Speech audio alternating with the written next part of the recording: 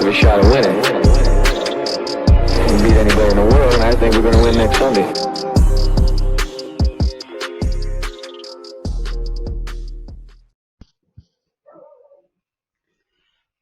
And hello and welcome back to the New York Jets Atlantic Flight podcast. With me today is my co-host Daniel. Hi Daniel, how you doing? I am doing as well as I can, of course. Hopefully fortunes will change, and just to get a win, that's all we're looking for, just a win. Yeah, so let's get on with this. The New York Jets are still crap. Thank you for listening, everybody. We'll be back next week. No, we're not going to do that. No, we're not going to do that. But Okay. It feels like we should. Let's start off with the Ulbrich presser. He had Yes. Yesterday, where we got informed, Joe Public got informed that the New York Jets have been instructed how to tackle. Can we put this in some kind of context? For some people that have never played the game, tackling is something you get taught in pee-wee, high school, definitely college, and most definitely the pros. You cannot tackle. If you can't tackle, you don't play. It's as simple as that, because it's a dangerous sport. You get tackling wrong, you can get hurt. You can hurt other people. So this is like the fundamentals of football, 101 in football. You have to tackle properly. Now, there are intricacies involved with tackling, and Sauce, Ahmad Gardner, as some people are wanting to call him now, how petty is that? He wants to be called Sauce. Just call him Sauce, for crying out loud. But anyway, Sauce Gardner was also on the podium, and he gave his reaction saying, well, we already know how to tackle, which is absolutely right. I honestly don't know. I suppose Ulbricht's got to say something, and obviously the elephant in the room is that the tackling has been so bad. I forget how many tackles, was it 17 missed tackles or something last week? It was absolutely insane. Obviously, the worst one, mentioned him just now, Sauce, was trying to tackle Trey McBride from the midsection down, which is never going to work. You've got a huge weight differential there. Someone like Sauce, you need to go low, take the legs out, whatever you need to do. He's long, rangy. He's not built like a linebacker. He's very slim. So tackling like a linebacker, like some people think he should be doing, is just not going to happen. It was a poor tackle. Obviously, Trey McBride got away, and had he made that tackle, the Jets would have got off the field, and it could have been a different story. It probably wouldn't have been a different story because we're rubbish. Our defense is absolutely awful, and the offense just keeps having fits and starts. So the game finished 31-6. We didn't even score a touchdown. And to make things even worse, we just lost our kicker. Yes, we did. We just lost our kicker, who was in on the practice squad. What are you going to do? This is the life of being an NFL player. You think that you're going to keep somebody, and next thing you know, that guy gets moved back to the practice squad, and say sayonara, because the Jets lost someone valuable that they should have kept. Let me just say this, Gus. The tackling situation by this Jet team has been absolutely poor, very, very poor, especially the run game, and I'll tell you why. Because when you let go of two important run stoppers, Quentin Jefferson and John Franklin Myers, the dam is going to break. And even though there will be games where they will bring back some good tackling, when you're taking on an offense that loves to run the ball, you know what you got to do? You got to tackle them down. And that was just a complete, I'll say it, piss poor situation where you couldn't even tackle your grandmother. I'm sorry. It was just that freaking bad. And, I know everyone's down on Sauce Gardner because, yes, he should have brought down the tight end, but he tried to bring him down, and at the last moment, the guy broke the tackle off of Sauce and got the first down, because if he didn't break the tackle, that would have been fourth down, and Jets would have received the ball back, and they would have only still been down 14-6 at that point. So I'm just very, very disappointed in what this defense is doing. And I don't want to say, I don't want to say Jeff Ulbrich is over his head, but there are some people who can be head coach and general manager at the same time, and there are people who can't be defensive coordinator and interim head coach at the same time. There are people that can do it, and there are people that can't do it. At the moment, it looks like Jeff Ulbrich can't do it, and it's a shame. It's a shame because I do like him, but the truth is that right now he's between a rock and a hard place, and that's the whole point. He's between a rock and a hard place, and there's nothing much more he can do right now than to just survive the season. And then whatever happens, it happens, so be it. But right now, this is a big issue for him that he needs to do better. And I also want to go here towards, I'll say it, I'll call him Sauce. I'll still call him Sauce Gardner, because the truth is, I think he's still a damn good corner, but all of a sudden he's struggling. And you know what? Usually that is the sophomore season, the second season. Now it's his junior season.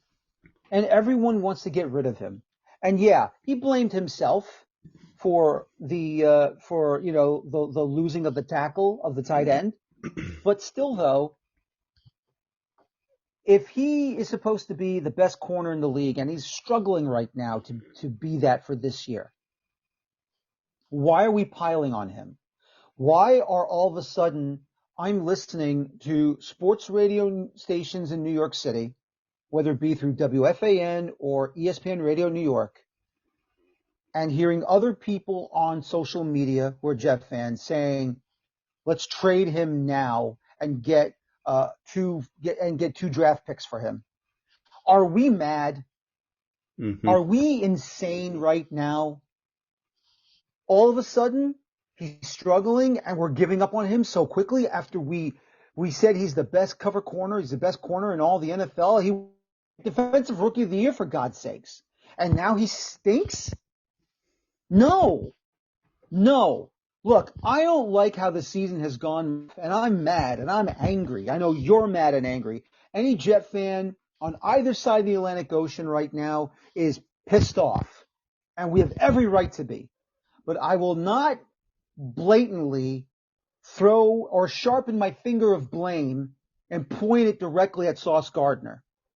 Okay? Sure, he shut down his Twitter again. Good. Shut it down. Don't go back on it. If you do go back on it, be better. But I'm not going to use his social media account to say, get rid of him now. No. That's being foolish. That's being stupid. And that's just being a spoiled brat that didn't get Christmas pudding for dessert. Yeah, I've got to agree. I'll tell you something that really, really bugs me, and it's when, fine, if you want to go and talk about a player and you want to say that he's rubbish and all the rest of it, that's fine. That's your right to do so, especially as a fan. You have that right. You've earned that right if you're a fan. What I can't abide is on social media when someone actually does go on there and they actually link them into it. They at them. So in this case, at Sauce Gardner. He was absolutely terrible. Let's trade him for a 5th round pick because that's all he's worth. That kind of nonsense. I cannot abide that. It's fine. You're right. And it's just been on Twitter last week. It's died down a little bit now. But there's people saying, we could get a first for him. Or maybe we could get a first. Because shut down corners grow on trees. It's taken us forever to get a player like him since we've had Revis. And now we've got him. These people with goldfish memories just want to get rid of him because we've got DJ Reed. No, we don't. Because DJ Reed's going to be gone at the end of this year, most likely. So then you've traded Sauce. You've got DJ Reed. Now who's your starting corners? Brandon Eccles? Exactly. Well, at least Stiggers? Brandon Eccles, Listen. At least Brandon Eccles has shown he can step it up. Mm-hmm. Stiggers right now, he's still, I mean, look, I'm happy for him that he got on the Jets. I'm happy that he made an NFL roster, but we don't know much about him. And are we really going to use them if we lose both Sauce and Reed? I mean, Reed, I understand if we lose him because it's free agency, because this is the last year of his current deal, and I understand that. I don't want him to go. But are we all of a sudden going to say Sauce Gardner is going to be, we should trade him away because of how he acts on social media? I don't care about that. That's not what should be important. What should be important is this: get better. Try to not continue to struggle. Go and fix yourself and go get a win. Feel better. Get better. And then you go into the bye with a win, and then you get ready for the Seahawks if you do beat the Colts. Mm-hmm. That's all we're asking for. Get a win. I know technically still mathematically alive, but that's not a worry right now. The worry is get a win. That's it. And to all judges, if we are going to have a shit fit because, Sauce shouldn't have said what he said. Why is he going back on social media? He should just keep his account shut. We should just get rid of him for this. Trade him away for 2 draft picks, a second and a third for Sauce. Let's do it right now. And I know the sports radio commentators get paid a lot, whether it be here in the U.S. or New York, or if it's Sky Sports, or I guess Talk Sport it is in England. Yeah. You know what? They get paid to talk bullshit. We don't. But I will be damned to get rid of a talent like Sauce Gardner because all of you are butthurt because apparently he's taking his thumb and pointing it at himself for blaming himself for the loss. At least he did that. Did Zach Wilson blame himself for the loss at New England where it was 3-3 until a freaking special teams punt return touchdown ended it in the fourth quarter 2 years ago? Zach Wilson didn't blame himself. He didn't take accountability for how he played. They asked him the question, how do you feel about your performance? Do you feel you lost steam? No, I didn't. That's what he said. Plain and simple. That's what he said. And you know what? And here's the other thing too. I want to say this to everyone out there. You now want to say it's not Zach Wilson's fault. It's really Aaron Rodgers' fault for this losing season, or not having a starting quarterback and all that jazz. Guess what? I'm telling you right now, Zach Wilson is not a starting quarterback. If anything, he should have been redshirted, third string, practice squad. He should never have been a starting quarterback. His fundamentals are complete crap. Why do you think he's third string in Denver? Why do you think they only have him there under Sean Payton? Because he's not that good. And all this snap judgment BS on social media, I'm sorry, I cannot handle the stupidity from other Jet fans. We are better than this. If we cannot rationalize and understand that there are players that are not good and there are players that are.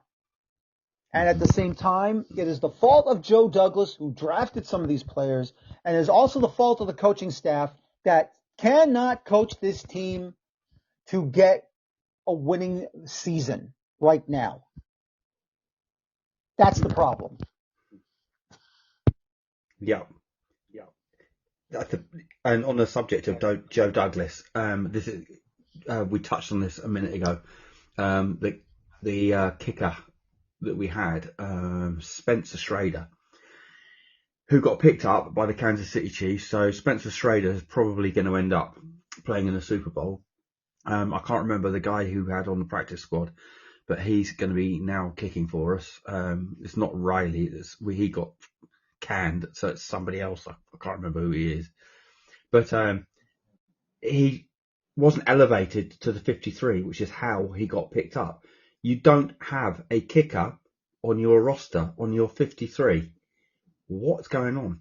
So I said this at the time, a few weeks back, when the Devontae Adams trade went through and the Reddick trade went through, if you remember, in the same week.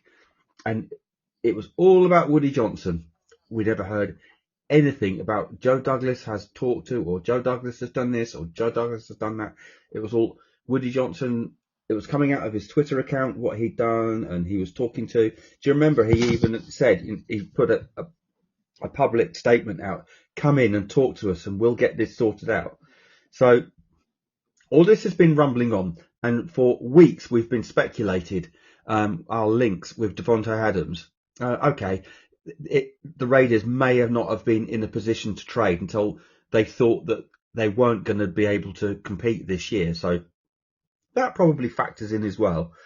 But it was pure speculation. So we haven't heard anything from Joe Douglas. Nothing. So then what happens is all this situation gets sorted out within a week when Woody breaks cover and is all over Twitter. I'm going to do this. I'm going to do that. Come on. So has he been, this is speculation. I don't know. So has Woody not been working with Joe Douglas? Because I'm sure if Joe Douglas had access to the kind of influence that Woody Johnson can have, i.e. money, this would have got done weeks ago. But now all of a sudden Woody waves his magic wand and we get Devontae Adams in 1 week and then we get Reddick, what's it, a day later or whatever it was, and they're both on the team. Little too late, absolutely, but I feel that was the nail in the coffin as far as Joe Douglas goes within this team. I don't think he will get fired. I think, I said this the other week, I think the Jets will say they've parted ways mutually. By mutual consent, they've gone separate ways. I do think Joe Douglas will end up walking into another job fairly quickly. He's well liked within the league and well respected within the league. And I think to a degree he has done a decent job. Not going to get into that. He's done this and he's done that, but I think he's changed, well, he did change the culture. And getting back to where we've just left off, I think the rebuild was going brilliantly. We were building a young team and trying to sprinkle in veterans as well.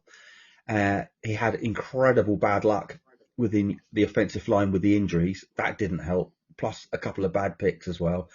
But the one that he will be remembered for is the Zach Wilson pick. Now, I got told by someone that I feel is, well, they're very reliable, that at the time he did not want the Zach Wilson pick. He wanted to keep Sam Darnold. Now I know Robert Saleh did not want Zach Wilson for an absolute fact. He wanted to keep Sam Darnold as well, and I do believe that Mike LaFleur wanted to keep Sam Darnold. So, and this is speculation on my part, so don't take this as gospel. The owner of JetBlue happens to be Zach Wilson's uncle. So, putting two and two together, was their outside influence in taking this pick? Now, if you cast your mind back, Zach Wilson was the consensus number 2 behind Trevor Lawrence that year. So there were 31 other teams that would have taken Zach. I think it was actually 28 head coaches said in the Jets position that they would have taken Zach Wilson. So it wasn't exactly a unilateral decision by the Jets that Zach Wilson was the second best quarterback off the board. Now, in a year when you have to take a quarterback, that was the only thing that they could have done. So if we're going to judge Joe Douglas by his pick of Zach Wilson, then you have to say, well, 28 other head coaches also got it wrong as well. So I'm not going to attribute Joe Douglas's tenure by saying that it defines who he was as a GM for picking Zach Wilson. I think he's come in, he changed the culture, which has now slipped. I've kind of got off a little bit of tack. Well, what I'm going to say is this. So Zach Wilson didn't work out we then had to go to a plan B, which was never in the making, of signing another quarterback. Now, had we gone down the Derek Carr route, I think it would have given us more time to establish getting another quarterback in via trade or draft. Last year's draft was decent. We've got some decent quarterbacks that are doing really, really well. So we could have possibly drafted a quarterback last year. But no, we're all in Aaron Rodgers, who apparently, rumours are that he's coming back next year. There goes our game plan for rebuilding this team with youth and sprinkling in vets. It's now a team of eyes. There's no I in team, and that's what we've got at the moment. And on paper, this team looks great. I'll put my hand up. I looked at this roster and I thought, holy cow, this is an amazing roster. We should go to the playoffs with this roster. But as we know, it's not played on paper. So we are where we are now. We have a team that actually isn't. It's a lot of individuals. And this isn't going to change until the culture changes, which is going to be a new head coach, a GM, a president of football operations, or whatever you want to call them. So for the rest of this season, I think this is what we've got.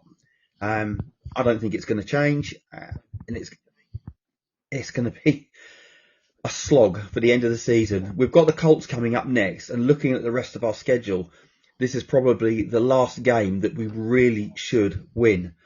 Daniel, your thoughts on this? I think right now with Anthony Richardson, the starting quarterback in this one, and it's another running quarterback, and Jets have problems with running quarterbacks.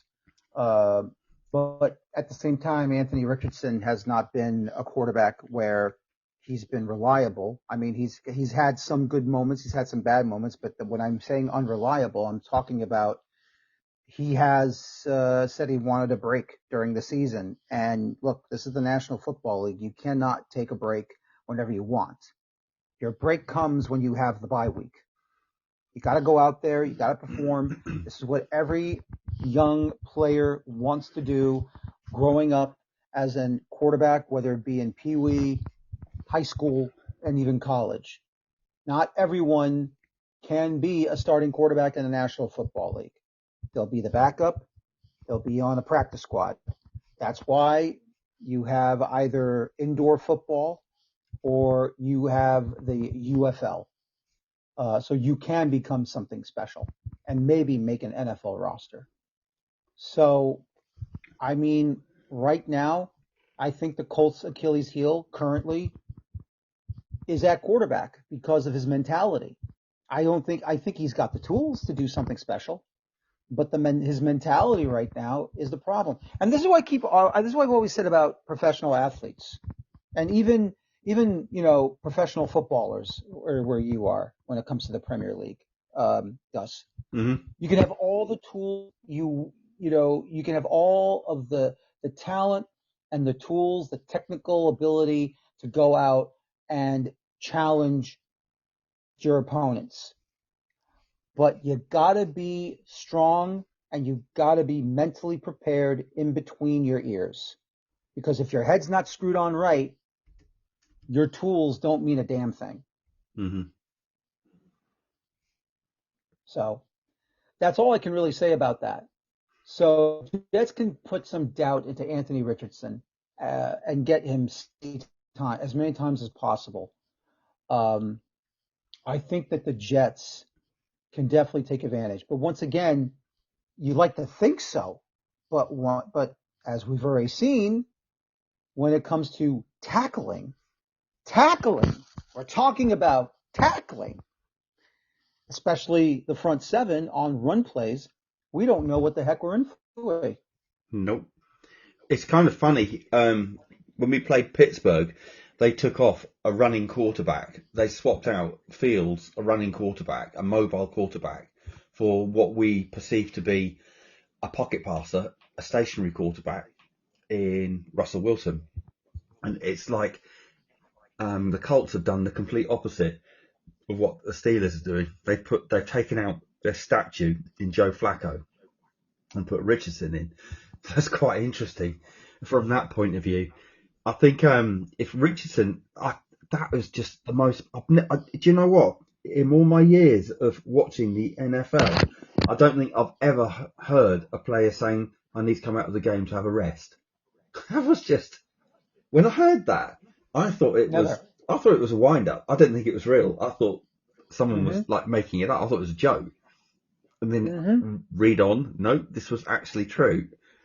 I'm like, I wonder if there was something underlying behind it. No, he was just wanted to come out of the game. So I've never seen that before.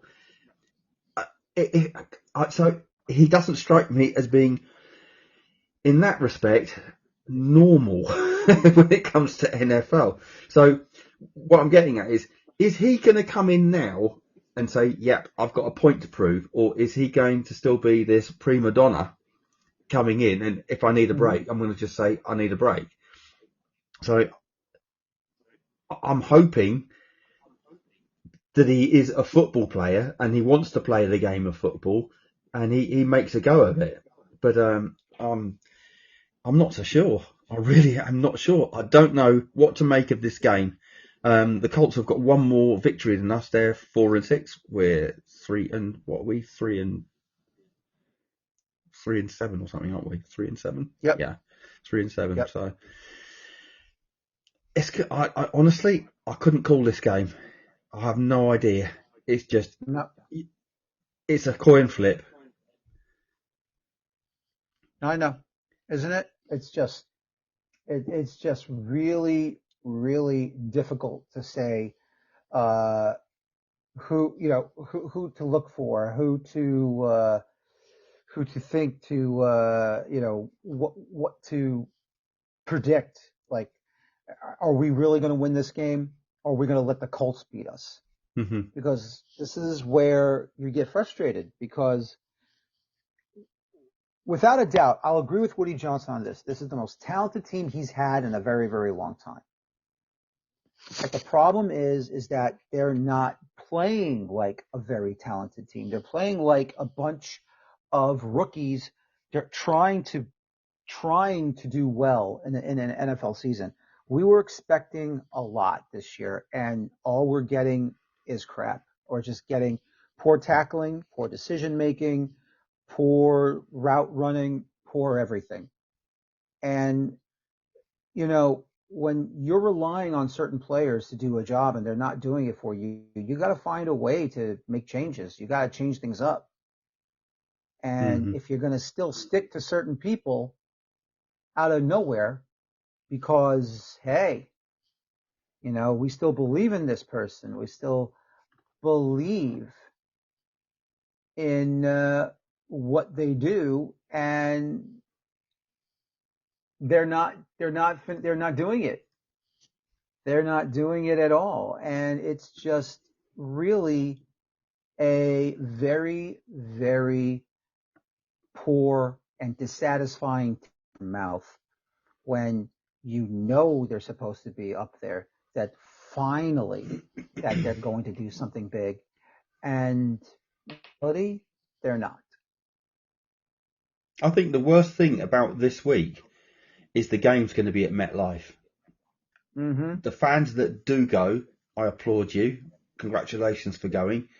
If I lived there, I would be going as well, for good or better or worse. So congratulations for going. You deserve so much more, and thank you for going. You make us look good when we really shouldn't look good. Send them the medal. Yes, especially in Salute to Service week. But if this goes like it did against the Cardinals, and I mean, if all of a sudden this starts getting derailed, so if the Colts start marching downfield and kicking field goals, scoring touchdowns, this is going to get ugly really, really quickly. This fan base is already super pissed off. If this happens with the Colts, I dread to think what the next home game's going to look like. I really do. this fan base is been through so much. And this team now, we've got more questions now than answers. We don't know if Joe Douglas is there. We don't know what head coach we're going to get. We don't know if we're going to get a new GM. We don't know if we're going to get the president of, or what you call it, of player personnel or overseas football. I don't know what you call them. But we've got we've got all these players that are going to hit free agency. We've got players that are going to need to be re-signed next year. It's just an absolute mess. So, well, honestly, you know how I feel about the whole Hassan Reddick situation. I don't want them to re-sign him. Yeah. I really don't. I don't want him here after all of the baloney he threw at the Jets by intentionally missing training camp. You know, he really, in reality, he gave up. He gave up, and the Jets, won because he gave up and decided to say, you know what, okay, I can't do this anymore because if I don't play, I don't know if I'll ever get a contract for the NFL team. Well, he finally, 8 games too little, too late. 8 games too little, too late. Because once you get rid of your agent who was trying to say, okay, listen, you made your point. Let's get you signed. They want you now. Let's go. Nope, I'm not done. You're not done? I'm not done. I'm holding out some more. Well, if you're going to do that, then we can't represent you. Oh, yeah? Watch us. And they did. And that's what his agency did. And Drew Rosenhaus came in, of course, NFL sports agent to the stars, said, I'm going to make sure that you get yourself a deal, that you're able to play and all that stuff. And yeah. But still, though, Hassan Reddick, I felt, ruined this season as a part of it. Not just blaming Joe Douglas, not just blaming Robert Saleh, not just blaming Jeff Ulbrich, also not just blaming Woody Johnson, because he shouldn't have hired Robert Saleh. Should either fired him before the season or you fire him after the season, not 5 games in. 100%. I'm sorry. Cannot have that happen.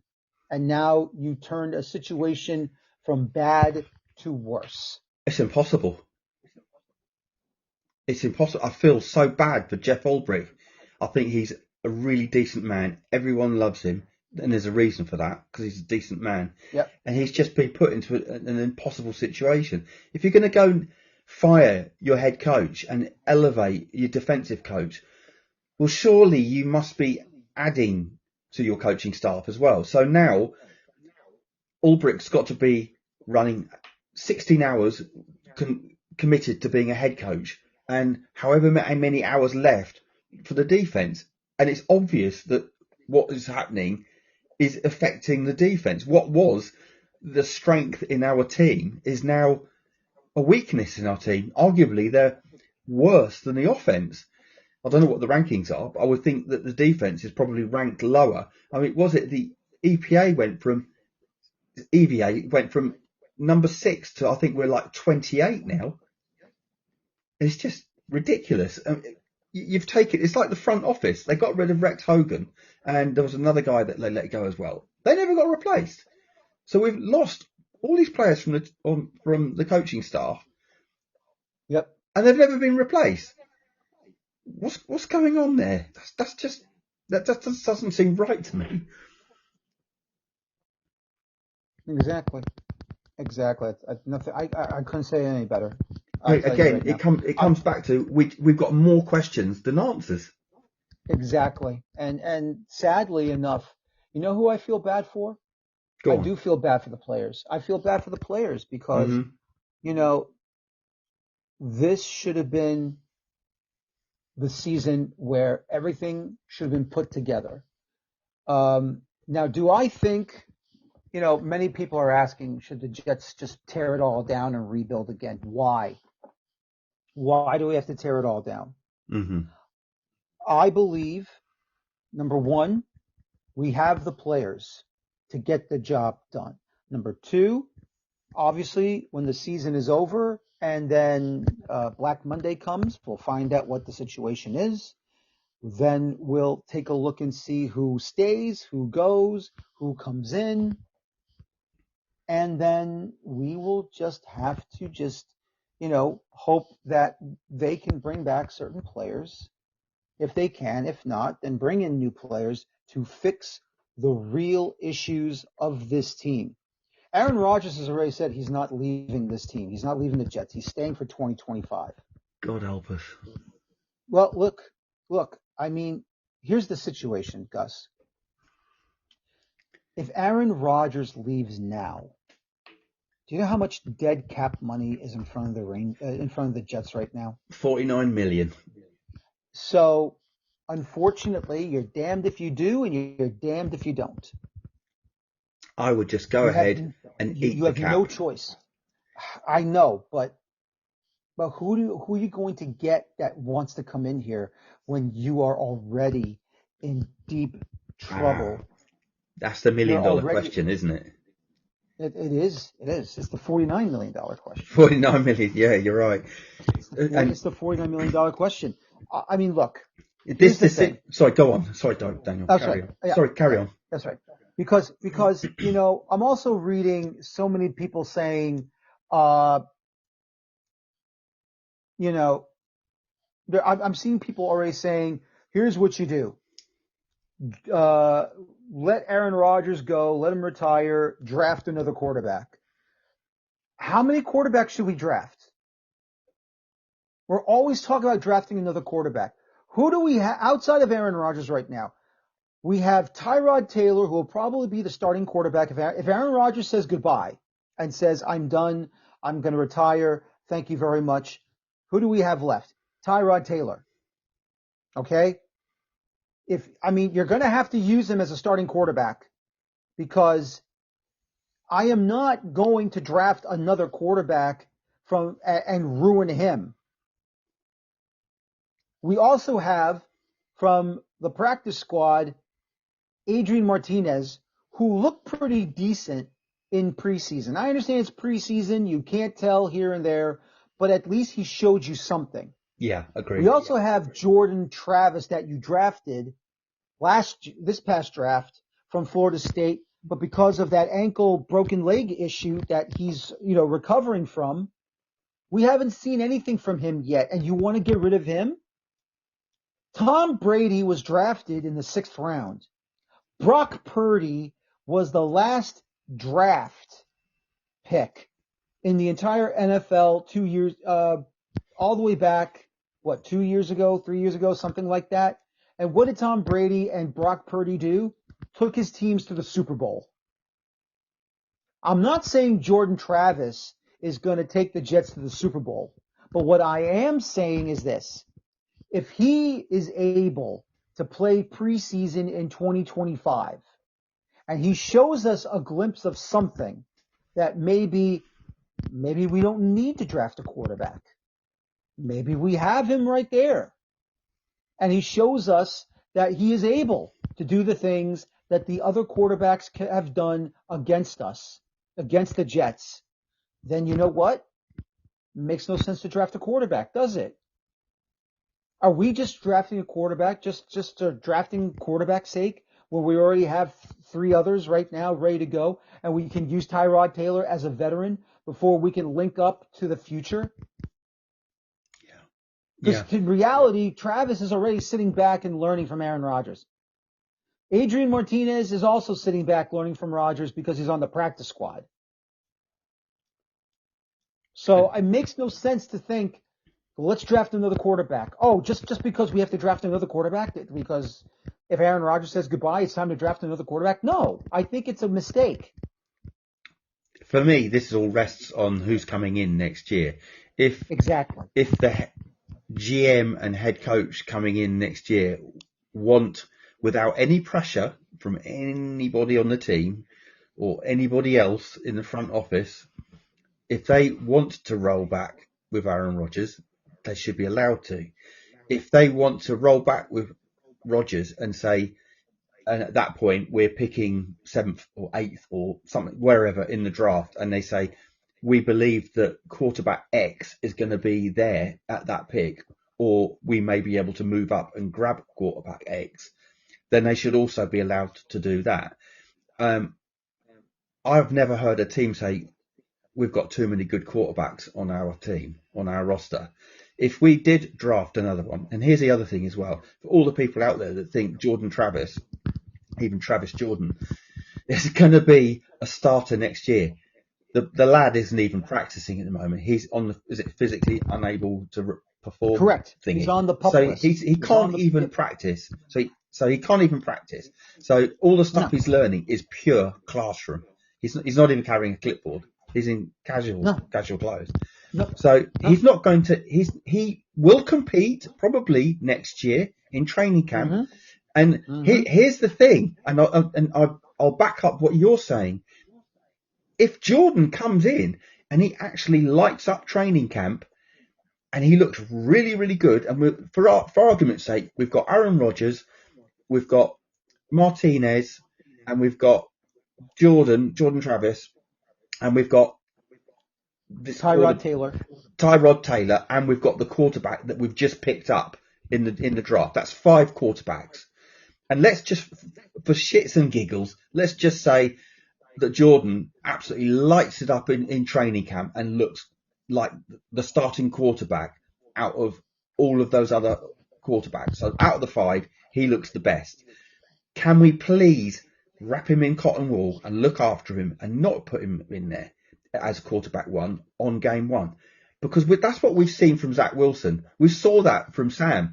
There's a whole difference between looking great in training camp. I know for a fact if I went into training camp, I would throw a ball a lot better than I would in an NFL game, because I know that in training I haven't got 300-pound linemen that are going to absolutely rub me into the dirt, because they can't, because I've got a red shirt on. There's a huge difference between training camp, and that's what you saw from Zach Wilson. He was absolutely petrified of getting hit. Because in BYU, he had an amazing O-line, and he never got touched in college. So he's come into this Jets one, and bearing in mind, I think we had, 13 or 14 different offensive lineups. So the poor kid was absolutely terrified of getting the snot kicked out of him and looking out through his ear hole every week. So you can't really blame him. And I don't want that to happen to Jordan Travis either. Sorry, Travis Jordan, keep calling him the wrong way around. So if he does look good in training camp, for his own good, we hold him back. Of course, you're going to get all the fans saying, well, I don't know why he's being held back. Aaron Rodgers is cooked and all this. Well, that's the way it works. Look at Green Bay and like the other teams that hold their starting quarterbacks back. As you were saying with Tom Brady. I mean, Tom Brady got in there. He was sacked for quite a long while, but he got in there, obviously, because of that injury. Cheers, Mo Lewis. But you get the point. Yeah, these quarterbacks, and this, I mean, you're old school, I'm old school. This is how it used to be done in the past. And I don't know why we've gone away from carrying a clipboard for 1, 2 or 3 years to now just chucking them in, expecting them to hit the ground running, when so many college offenses, they're not NFL style offenses. And even if they are NFL style offenses, they're still run at a different pace. So let's get off this train of throwing quarterbacks out there that just are not ready. So if this head coach and this GM come in next year and they want to roll with a new guy, then that's their prerogative. But I hope they make the right decisions and it isn't thrown in that is not ready. So on that point, I think, bringing back Aaron Rodgers, so long as he knows that we might be drafting a quarterback in the draft that might sit behind him. And hey, if we do draft a quarterback and he's any good and he looks better than Jordan, we've got 2 good quarterbacks that the following year they'll be battling it out. What a marvellous situation to be in. So, because I'm assuming that in 2026 that Rodgers will finally call it a day. So by that point, I think Tyrod Taylor is probably gone as well. So that looks good. But getting back to this Colts game, we'll wrap this up, Daniel. Let's have some predictions. I'm not going to ask you to give a score because it's just pointless, I think. But how do you feel? Do you think that the Jets are going to win this one, or do you think the Colts? I mean, I would like to think the Jets will win this one. I mean, look, they're more desperate than the Colts are, to be honest with you. The Colts, I mean, nothing. The truth is that when you look at the situation currently with the Indianapolis Colts, and you look at the entire NFL at the same time, in reality, it just, you look at the standings. The Colts, yeah, they're 4-6, and Houston is 6-4, but still, I don't see Houston relinquishing the division lead. And when you look at the playoff situation, the Colts are right now on the outside looking in, but I still believe that they're just not going to do anything good here. I think they're going to still fall. The Jets still have plenty of time to go out and do something special here if they can just win this game. That's all they have to do, because the Jets are the more desperate out of the two teams on Sunday. I think they'll edge the Colts because it's going to be a tight one. This will be a tight one, not because I think both quarterbacks are going to do something special, because I think they're both going to be wound up and they're just going to be too tight, and we're going to get a very, very short score. So no score, but I believe the Jets will edge the Colts. I am the opposite. I believe the Colts are going to win this one purely based on this scientific evidence of when we play rubbish teams, we go out and prove that we're even more rubbish. So every time that we play decent teams like Houston, like San Francisco, we just maybe not San Francisco, but that was the beginning of the season. But if you look back at the Houston game, no one gave us a chance to win that game. And, what happened? I mean, I don't know. CJ Stroud, we are his kryptonite or something. But exactly. That's always a good thing, Yeah, I think we are. It depends which Jets turn up. As I said, every time we play bad teams, they seem to drag us down to their level, but then they seem to come out swinging, and we just forget how to swing. So I think it's going to be ugly. It's going to be the second ugliest sporting event this weekend after the Jake Paul, Mike Tyson event. So I didn't even bother with that crap. That was terrible. I didn't bother with it as well, and I like to see Jake Paul actually. I like to see Jake Paul actually battle a real young, healthy, top 10 ranked boxer. Yeah, not these right. Old has-beens. Exactly. I think most people did. I felt slightly sad that Mike Tyson was in there. What is he? He's 58. 58. Same age as me. 58. Yep. I couldn't imagine stepping into a ring and swinging a punch. Nope. I can just about swing a garden rake, let alone a punch. Right. Anyway, brother, we'll wrap this one up, and hopefully we go into the bye next week. Never ever rooting for losses. I want to see wins. Never. I always root for the win. Players play to win. Let's hope we come out with a win. I'm not getting my hopes up. As I say, I think the Colts are going to take this one. But hey, that's fine. Who knows? As always, Daniel, it's a pleasure chatting to you, brother, and we'll chat again. Y'all know what to say. On 3. 1, 2, 3.